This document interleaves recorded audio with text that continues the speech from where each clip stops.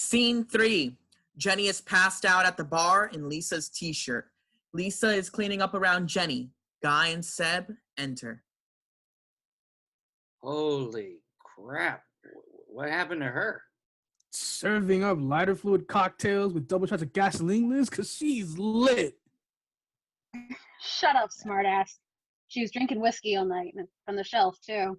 Oh, I didn't know my good old sister could put down like that.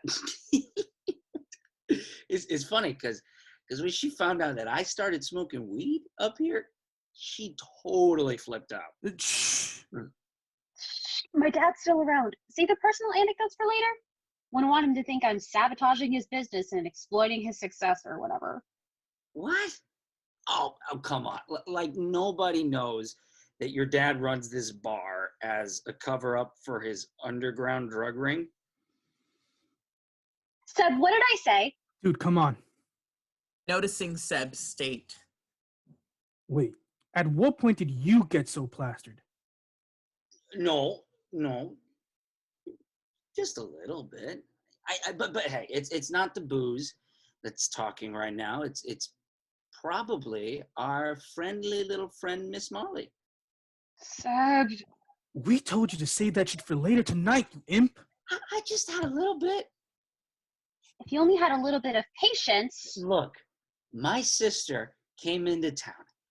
I didn't think I'd be able to pull this one over on her, so I just popped one in between our set. I mean, if I knew that she would be this knocked out, I would have dropped them all right in front of her. Okay, listen, boys. Get this girl out of my bar and get your obnoxious rolling ass out of here. We'll meet up later, okay? You got it, Chief. Sir, yes, sir. And if you run into my dad out there, just keep walking and tell him. Tell him what? How you boys doing? Good stuff tonight, I guess. The kids seemed to like it, and it was loud enough raucous. So to my standards, mission accomplished. Thank you. What happened to the little lady? She just overdid it is all. What a shame. You've been serving here for how many years, Lisa? You couldn't spot a lightweight as she bit you on the nose. Now, could you? Well, she just... Keep it up. Keep screwing up like this, Lisa. You'll see where you end up. I apologize on her behalf, sir. That's my sister Jenny. She just got into town to surprise me and isn't much of a drinker. She just probably felt very comfortable here, you know? Comfortable? Huh? Well, you didn't do anything wrong on your part, buddy, so no need to apologize. As for here, Winkle over there should probably take her home and tuck her safely in. Now, I got some business to take care of here. Finish up, please. And you two better get out of here. Bo exits. You heard the man, boys. Get going. Bump to black. Fade up to the balcony. Scene 4. Guy and Seb's apartment. Jenny is knocked out in the living room. Guy and Seb are sitting on the balcony/fire escape, smoking and drinking some beer. Guy is lightly strumming his guitar. Man, your sister can put down. Yeah. All right. Who knew? You know, you gotta be careful about what you're saying there, man. I mean, I know we all have fun outside the bar, but in there it's business. Serious business. Plus, her dad's not the most agreeable person. You know what I'm getting at, right? Just be careful not to take advantage. Holy shit. Oh, okay, Mom. Like, gosh, I'm sorry. Okay, I just thought it was funny. Okay, I didn't know that I had to overthink every word that I said when I'm just trying to have a little fun with my goddamn friends. Jeez. Hey, without us, you wouldn't know how to have fun in the first place, okay? I'm just saying, between the bar and the drugs and our gigs, that operation has been going down for years now, as long as Liz and I have been alive. What I mean to say is it's not a joke, Seth. Okay. I'm sorry. Lisa runs in. Hey, Hey, sorry it took me forever to get out of there. Had to sweep the place, wait for the goons to arrive, get in the bathroom, got lectured by the ogre, yada yada yada. But here I am. Oh, here you go, guy. She hands him a bottle of top shelf whiskey, the one Jenny was drinking all night. What the fuck? Chill out, egghead. I'm giving her money for this one. It's the one your sister likes so much. He winks at Seb and hands Lisa a wad of cash as she hands him the bottle. Yeah, and I'm not that much of a fuck up. I know how to play the game, Seb. Oh, no, not you. I didn't mean to say that about. It's okay, Seb. Guy opens the bottle and takes a swig, then starts passing it around. It's just my old man. God, he's unbearable. But it makes fucking with him almost entertaining. Damn, can he talk your ear off? Nah, it's not that bad of a trade-off, Liz. You're chilling around with your buds, getting paid to listen to some hot young studs, play some orgasmic music. Laser lightning studs, right? Oh, getting faded off of any drug of your choosing whenever you want. It is the fucking life, man. Rock stars. We are fucking rock stars. Okay, shh. It's late and all the town's asleep, Rockstar. How does sister like the place? She seems to have a hell of a good time. She was enjoying herself, I guess. Honestly, not sure if I'm offended or confused by some of the things she said, but it definitely wasn't her scene, that's for sure. Jenny strolls in.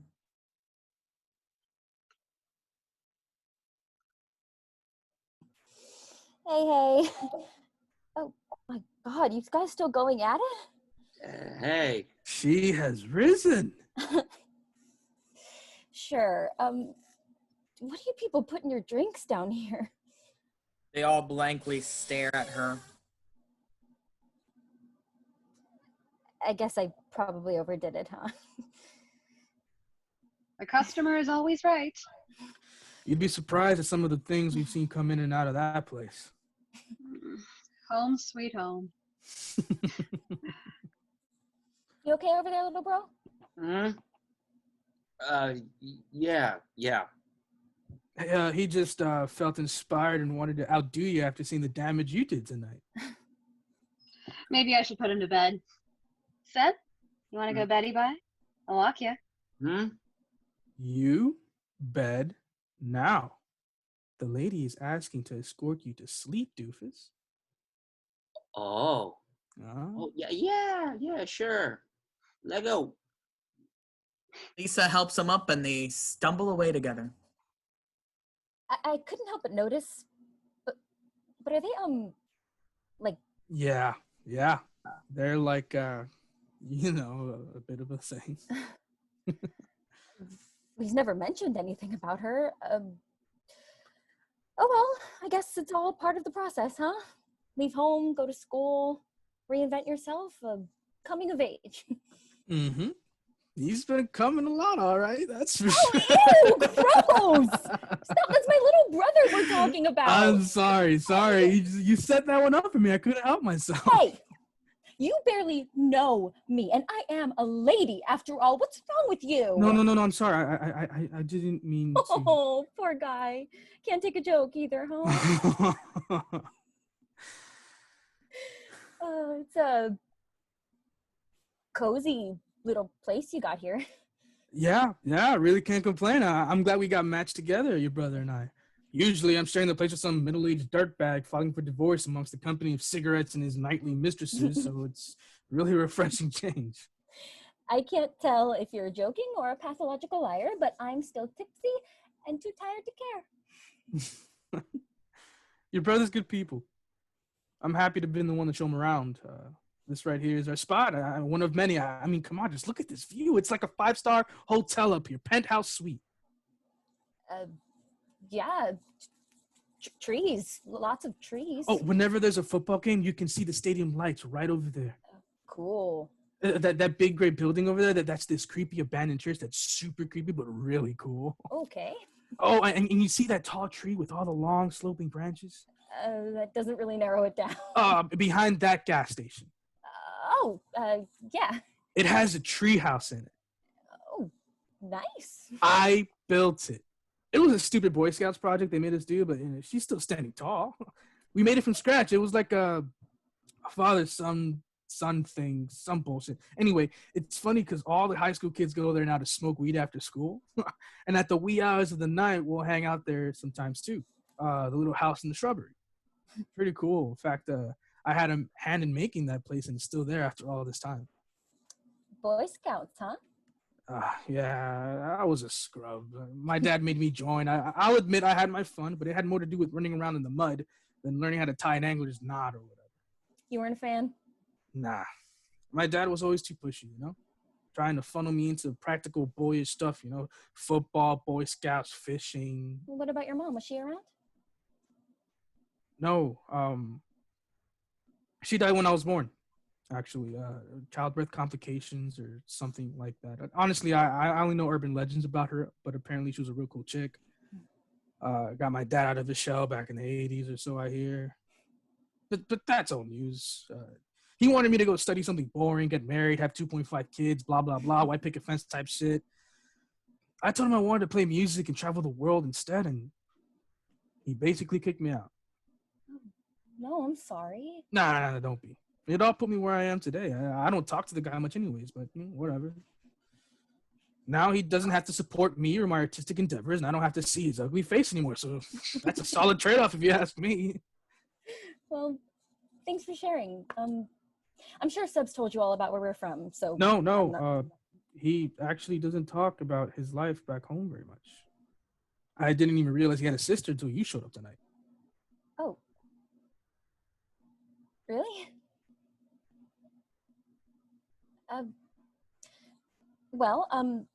We grew up in a town where everybody knew everybody's business, whether you wanted to or not. I went to prep school, left for college, joined a sorority, headed off to law school, then started school up here. So it was all very... Vanilla? I was going to say boring, but yeah, same difference. They have a moment and almost instinctually gravitate towards one another. Well, believe it or not, I don't tell my life story to just anybody. But I guess you are Seb's sister after all, so you're just easy to talk to, I guess. You're pretty easy to talk to too, Guy.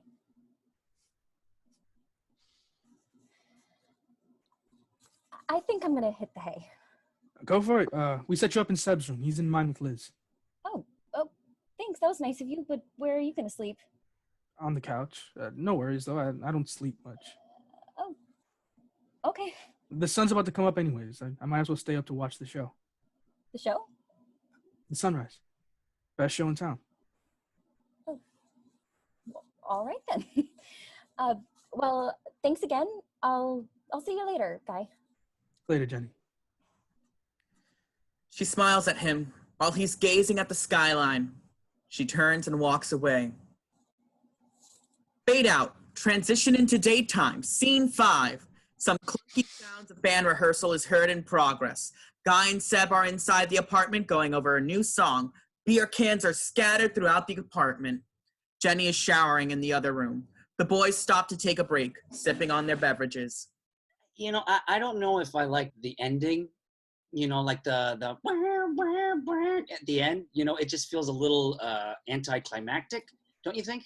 Yeah, but that's the point. It matches up with the bridge when the tempo slows down. It parallels the ba ba ba ba in the middle of that phrase. Yeah, but I mean, it just sounds well. Plus, it's not like a very upbeat song. That's what we wanted, a more serious sound.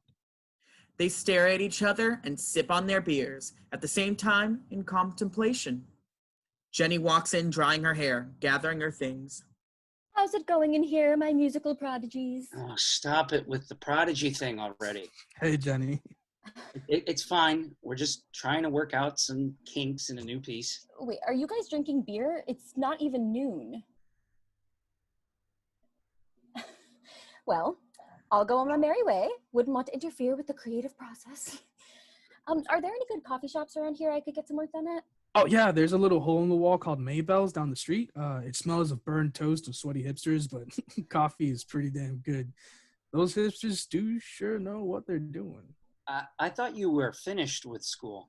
Yeah, I'm done. Just lining up some work and trying to get a foot in the door at some of these law firms before the summer ends isn't an exact science. You guys have any plans for tonight? Well, we were trying to meet up at Liz's bar after they close. We'll probably end up at the treehouse I was telling you about. Well, I was thinking actually unless you really want to go. Awesome. Yes, that sounds great. Let's do that. Yeah, that's cool. Cool. Sounds like a plan. Maybe we can do lunch or dinner later, Seb. Sure. Great. All right, see ya. Jenny exits. You told her about the treehouse? Yeah, we were hanging out on the balcony, and I gave her the bird's eye tour de la town. Oh, Is there something wrong with that? no, it's fine. It's just, I don't know. It feels weird having my sister here and being all buddy with you and Liz. I feel like she's intruding, like she's gonna just start judging me and you and Liz. No, man. I was talking with her last night. She seems totally cool. Really? Seriously. Still, that treehouse it's just a sacred space for us, you know? It's our little sanctuary. And I honestly don't want my sister coming in there and contaminating it with my childhood shadows is all. Oh, come on, man. Don't be so touchy. It's just No, I mean it, okay? It's typical for her to just come in here and make herself comfortable and then out of nowhere attack like some fucking viper.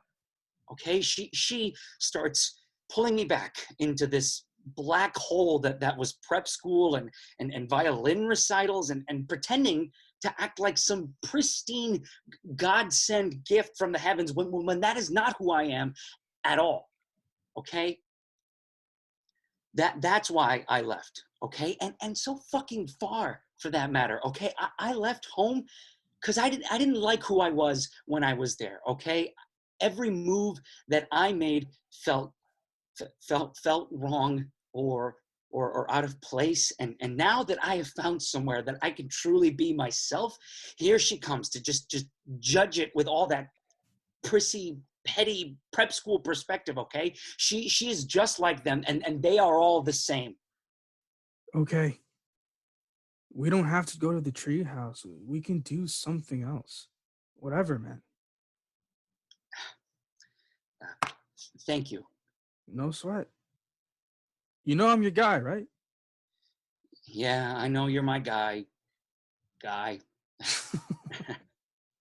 Hey, as long as you're happy. I'm happy.